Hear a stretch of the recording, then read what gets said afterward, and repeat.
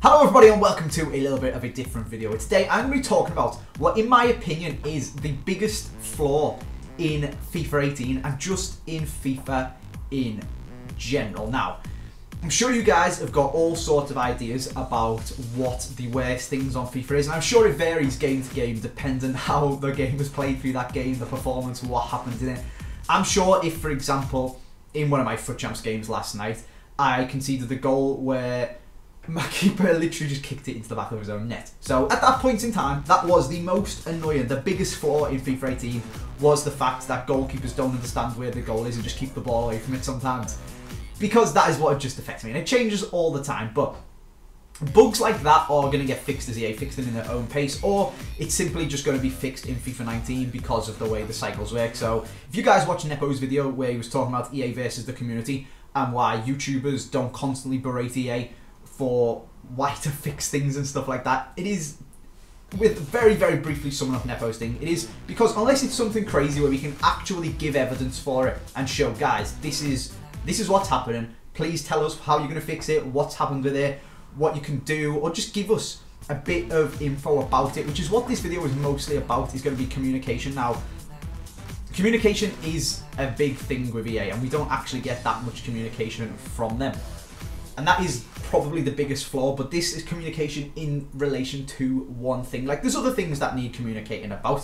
The skill gap, people absolutely love raging on about the skill gap, and I do believe that there is an issue there, but at the same time, I do think that me making a video banging on about it isn't going to do absolutely anything for it.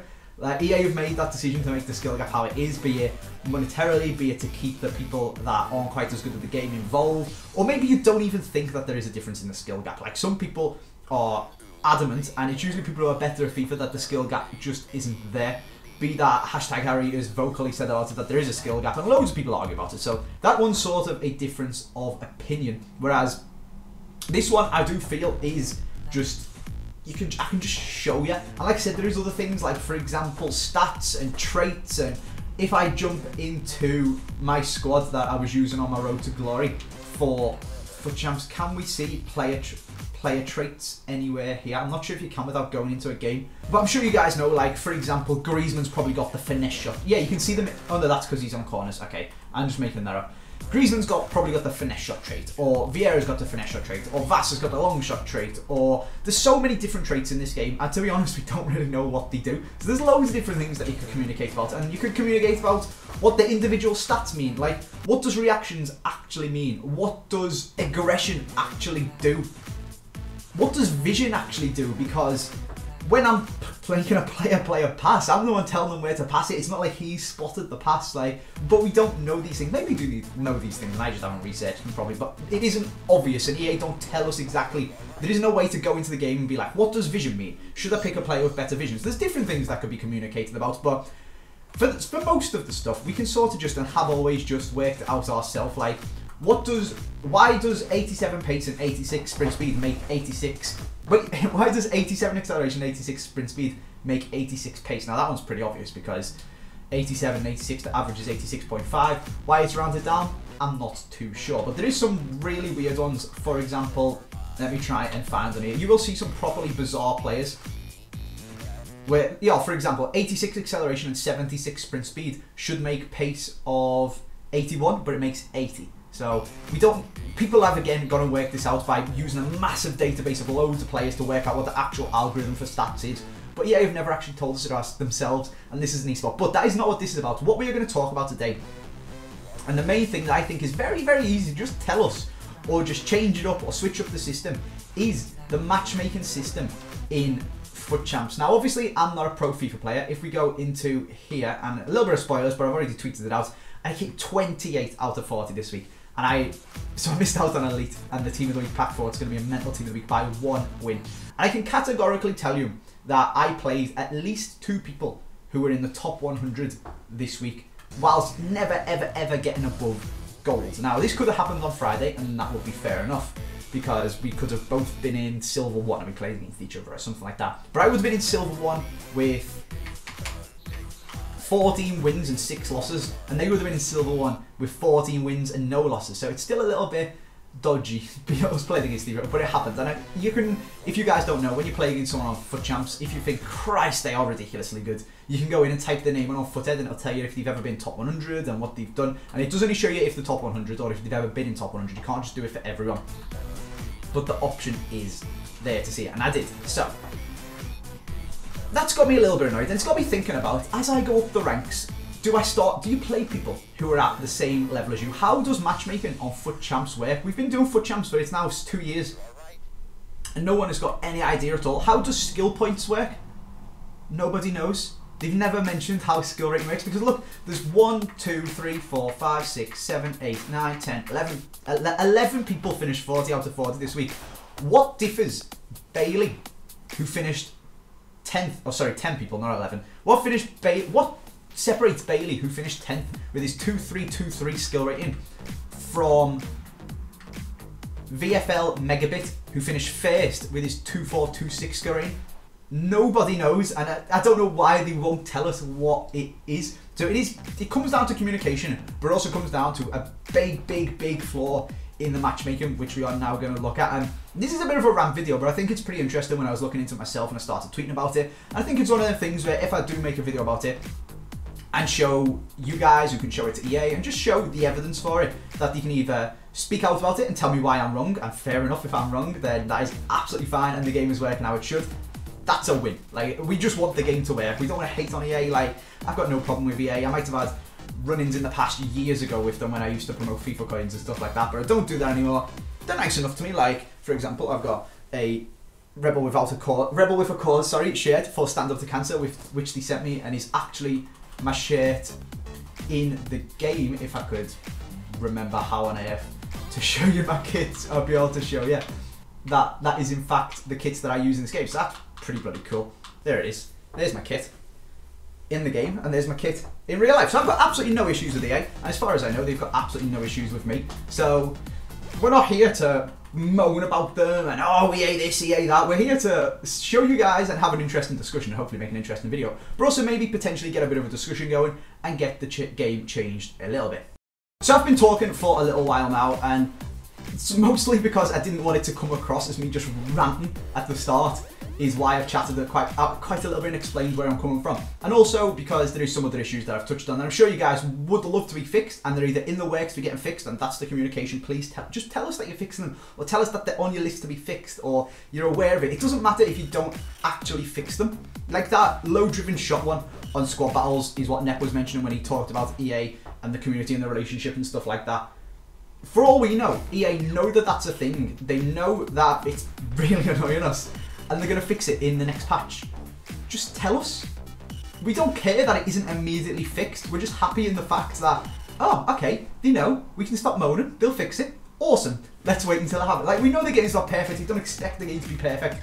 We just want it to be as good as it possibly can be. I want some clarification on one thing. And for me, the biggest thing that I want clarification of is how matchmaking works in Foot Champs. So, we're going to use LBJ Playground as an example for you guys. Second in the world, 40 out of 40, and it's actually Tass of #Tass fame. So, can't using him, both because there's some glaring examples in it, but also because I know Tass, he's a really nice guy. He knows that I'm not going to be having to go at him. It's not his fault he's sick of FIFA and just batters everyone. It's just a very good demonstration of how confusing the matchmaking is, to be honest with you, because it's just baffled me, and looking at it has just made me even more confused about how it works, and I just want to know and want some clarification. So this one, for this Tass beat a guy, he went 40 out of 40, and I assume this is his most recent game. He beat a guy who finished 35 out of 40, he beat him 3-2. It was a not massively close game looking at the stats, 56% possession, 8 shots on target versus 2, but obviously we went in and both that guy's shots on target went in, and Tass had 8 and he 3 went in, but he won, and fair enough. It looks like a pretty good result against a very good other FIFA player.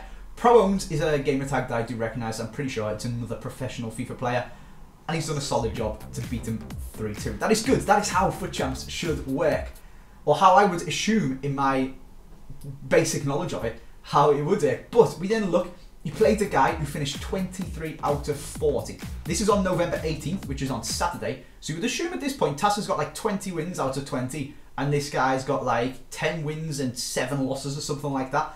And it's been matched up against each other. And again, he's only beaten him 3-2. Now, I don't say only as a dig at Tass. I say only as in, Christ, this guy missed out on gold 1 by 2 wins. Just 2. And in doing so, he had to play against someone who finished 40 out of 40 and only just lost. Like, looking at the stats, he did a better job than this Pro's guy who finished in Elite 1. And the poor guy has missed out on 200k packs because he had to play against Tass. Like, I've played against Tass in the Weekend League. It is not fun. He is very, very good at FIFA. And it just makes me question how the matchmaking actually works. So if you flick through this, this is, again, not having to go with Tass. I'm just using him as an example because A, he's finished 40 out of 40 because he's sick of FIFA, and B, because he's a really nice guy. And if I just randomly picked someone else from top 100, like if I picked LP Dragon, or who else is a name that I recognise, a guy who plays for Roma, or this Kurt guy who there was the big controversy about not getting into, or Vitality Brian, or someone that I don't really know, I've never spoke to, I might just look like a bit of an arse and I'm just having a go at them. But I like Tass, I've spoken to him quite a lot, and I'm pretty sure I'll be fine with me using him as an example. I hope he will anyway. But let's jump back here. Look at this. He played a guy who finished gold 3, 19 out of 40 wins, and beat him 6-0. The guy barely touched the ball. He had 1 shot on target to Tass's 16. But the important thing here is this was on Friday, November 17th. For all we know, this could have been Tass's first game and this guy's first game. Both 0-0 in the Weekend League. They play up against each other, and this poor guy gets the sausaging of his lifetime. But that's fine. Surely that's fine. They're both in the same division. They're both playing against each other in Bronze 3. And it's just unfortunate for this guy that he played on a Friday, and the person he matched up against in Bronze 3 was Tass, a pro FIFA player, and he got absolutely smashed. Surely that is how the Weekend League works. And then you move up into Silver 3, and you place other Silver 3s into Silver 2, Gold 1s. You play against Gold 1s, you move into Elite, and you start playing against Elite 3, Elite 2, Elite 1. You play against people in your own division. But that just doesn't seem to be how it works. For example, this guy is pretty good at FIFA, 29 out of 40. He got 1 more win than me. But this is on Sunday. The guy's in Elite 3, and at this point, Tass must have been like 35-0, and he's smashing this poor guy. He's got 29 wins, so he's good at FIFA, but he's not a professional, and he's been absolutely sausaged. Basically, he's been battered by a professional FIFA. Like, he should be playing. This Scotty623 should be playing against Grumsaskilla, who's also 30 out of 40. He's the same reason, and he's also been absolutely battered by Tass. It just keeps going on. Like, if we move on, I found one before where, this is on Sunday. This is Sunday. Tass has played a guy who finished gold 2. So this is the same as the other guy who, on Saturday, he needs 2 more wins once again to get himself into gold 1 and get 200k packs. And unfortunately for him, on Sunday, when he's trying to get them 2 extra wins, he's matched up against the guy who's 40 out of 40, or at this point it's probably, I don't know, 30-0 or something like that, and he's matched up against the guy who's 20 wins and 15 losses, something like that. And Tass is just, again, to be fair to the guy, he's done alright. Like, he's got 5 shots on target, 6 shots. Tass is 8-7, 4-2. He's not done too bad. If he'd have played against this Og guy who got the battering of his life and didn't have a shot on target and have 40% possession, V Sam might have won, or V Sane might have won, and he might have got himself them 100k packs. So then that's like, this is where we need to know, how does the Weekend League work? Because if you look at the one earlier in the week where you're saying Friday he played against someone who finished gold 2, gold 3, wherever it was, that's fair enough. It's a Friday, they're both in the low divisions. But then you look at this one where this guy's in gold 2, maybe gold 3, and Tass hasn't lost a game all weekend on Sunday, and they're playing against each other. That's the total opposite. So then that makes you think that matchmaking is random. But then if matchmaking is random, why do my games seem to get progressively harder the higher up that I go? Is that just a mental thing? Or is that actually built into the game where, as you go up the divisions, you play against people that are the same division as you? But then, it doesn't, looking at Tass's, it doesn't seem like it. And looking at other people's, like in this thing here, this is 20 games of Tass's FUT Champs. Apparently it doesn't show people who rage quit, which is just a testament to how good Tass is at FIFA, that 20 people against him rage quit, or maybe just didn't save them or something. Out of that 20, this one guy finished above Elite 3. So we got Gold 2, Gold 1, Elite 3, Elite 3, Gold 2, Gold 1, Gold 1, Gold 1, Gold 1, Elite 3, Gold 1, Gold 1, Gold 1. And it just goes on and on. Gold 2, gold 2, gold 3. So that would make you think that FUT Champs is random. But then, like I said, why are my FUT Champs games getting harder? And as I get towards Elite, I start playing people with mad super teams, because they're obviously higher up the divisions because they've got super teams. But we don't actually know. Like, I'm just speculating from this whether this is actually a thing. And for me, they need to come out and tell us, A, how it works, and also, if it does apparently seem to be random, the system probably needs changing, or at least slightly. Like, once Tass gets to Elite 1, which is 35 wins, they should be on this. There is one. They should be on this 5 games at least against other people who are 35 and 0. Because the reason that people argue about or argue for this format of the Weekend League is that it has to be Friday to Sunday, because it has to be really, really hard, and it has to be able to separate the best from the best. But it's not. It's just separating who's the best at smashing gold 2 players consistently over 40 games. It's not putting, for example, if we go back to the top 100 leaderboard, Vitality Megabit, who finished first, so he also finished 40 out of 40 with 9 more skill points than Tass, played gold 1, gold 3, elite 3, sorry, elite 3, gold 1, gold 2. There's only 5 of his games actually on there, I'm not sure why. But it's the same thing. That one was on Friday, but this is on Sunday. He's battered the guy 9-1, who's a gold 1 player. He's a game away from elite 3, and that poor guy, if he'd have played against another gold 1 player, probably would have got elite 3. Or maybe would have got elite 3, but instead he got absolutely smashed by a pro FIFA player who's 40 out of 40. Same thing here, his 32 wins is elite 2, and once again on Sunday this guy got the sausaging of his life from a guy who's the best FIFA player in the world this week. So what I would assume is that once it gets to a point where you are I don't even know how they could work it. This is the problem, is everyone always rages about the FUT Champs, so it's very difficult to design a system that happens weekly to allow for regional qualifiers and stuff, where you don't play all of the games just in a very short space of time. So for example, the best ELO systems in the world are probably like League of Legends or Overwatch and stuff, where you climb up divisions and you play against everyone who's like plus or minus 1 division from you, and you get MMR, you get boosted up, you can know what your MMR is. No one's got no idea how MMR works on FIFA, which for those guys who don't know is matchmaker rating. So for example, my MMR in League of Legends is Silver 5. I'll play against Bronze 1s and Silver 4s, and if I win consistently, my MMR will go up, and I'll start gaining more points for winning because the game thinks I should be higher up, and I start to progress up the divisions, and then I might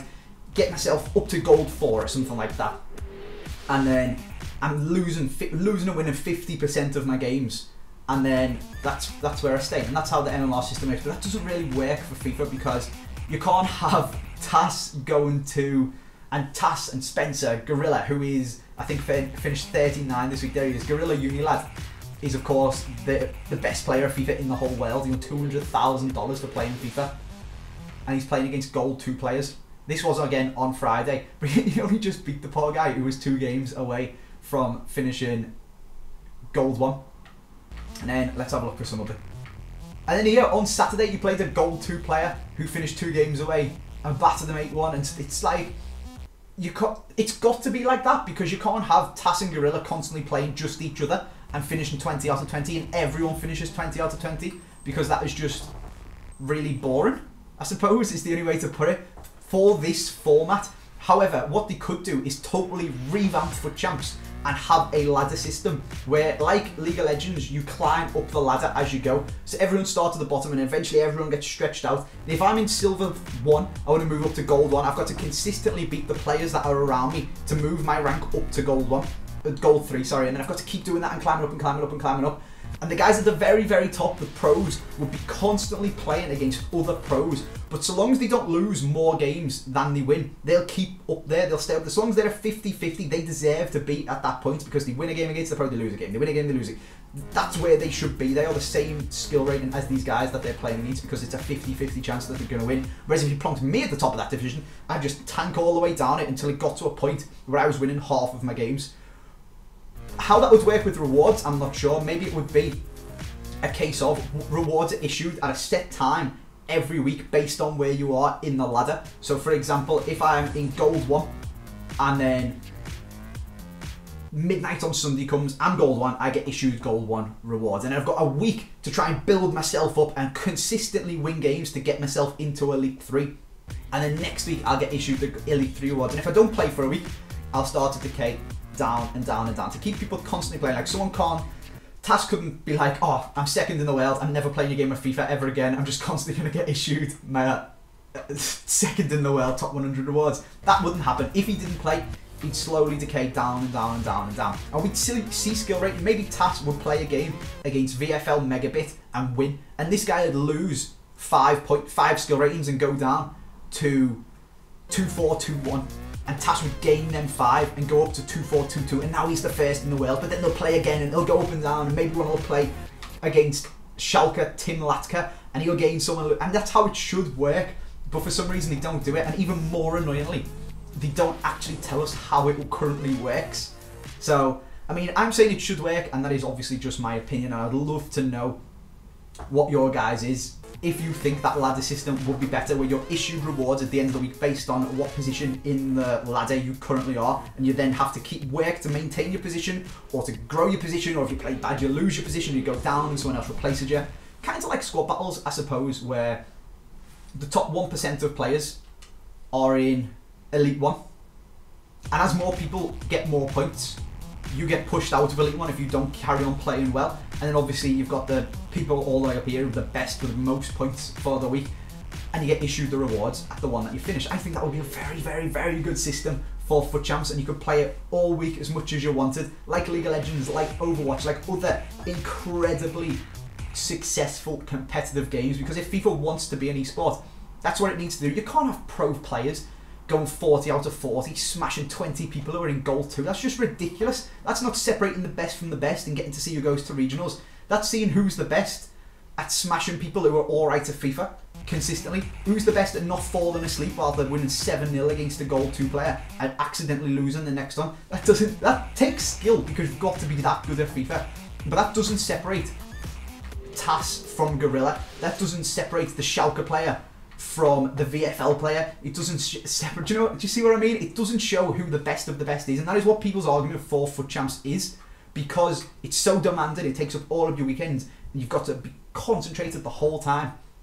That it separates the best from the best, but it doesn't, because the example, like, this is what it should be like: 34 playing 39, 36 playing 35, 36 playing 34. Is it a coincidence that these are the ones on the featured? It's as if EA know that this is what it should be like and this is how it should be played. This PSG guy, 32 out of 40, he's a pro FIFA player, but unfortunately for him, he's matching up against other pros and losing. But that's how it should be, and he shouldn't be punished by only getting Elite 2 rewards for that, for constantly losing to other pros. He's one of the best players in the world. He's just unfortunately constantly getting beat by the best players in the world, whilst others are consistently just smashing people playing in gold. And that isn't a shot at the people beating the people in gold. Like, it's not their fault how matchmaking works. It's got nothing to do with them. They're just sick of FIFA and just beat whoever's put in front of them. But EA don't tell us how it works. They don't tell us how skill rating works. They don't tell us anything. To be honest, and communication just needs to be up. And in my opinion, the matchmaking needs an absolutely massive revamp. Now, that probably isn't going to happen this year. It definitely isn't going to happen this year. But if we all talk about it, and like they did with the Star Wars Battlefront thing, if we all speak to EA about it nicely and ask about it and just have a general discussion about it rather than just raging at them and, oh, EA this, EA that, oh, typical EA, and all this rubbish, maybe they will change it and maybe they will implement a more esports suitable ladder system for FUT Champs. But that is where we're going to leave it for now. Shout out to me for almost getting Elite 3 and bottling it at the end, which is very annoying considering I played against, like I said, a couple of top 100 people. So I was that guy in Gold 1 getting the sausage from someone who is like 40 out of 40, but never mind. Next week, hopefully, we will do it. Maybe it can match me up against some silver frees or something like that. How interesting would that be as well if you could see your own opponents and where they finished in your FUT Champs? But for now, that is where we're going to leave this video. It's probably very, very long and me just chatting on, but maybe you've put it in the background, enjoyed it, agree with what I say. If you do, please do drop a like. Tell EA, tweet them, say hello, make a Reddit thread, do whatever you want, comment down below here, suggest some other suggestions of how the game could be improved with regards to matchmaking in FUT Champs to make it a better esport, because at the end of the day, that's all we want, is it to be the best for us to watch and also the best for us to play and get involved in ourselves at the lower tiers. As you do, in grassroots football. Imagine Sunday League, and imagine they decided who went to the Champions League by who got the most wins in the season, and Man United are playing against my Sunday League team and smashing us 9-0 to go 40 out of 40 for the season. It's just a bit stupid, isn't it? Like, obviously we all love getting involved and playing some competitive football further down the ladder, but you don't want to be playing against the bloody professionals. We want to be matched up against people around our level, and if we consistently beat them, we can move up to the next level. And if the pros can consistently win, or at least 50-50 and not get relegated, they can stay at the top level. So yeah, that's where I'm going to leave it. I hope you guys have enjoyed this video. Thank you very much for listening to my rant and making me feel better about the fact that I missed out on Elite 3 by 1 game. You guys have been awesome. Thank you for watching. Make sure you subscribe if you're new, and I'll see you next time.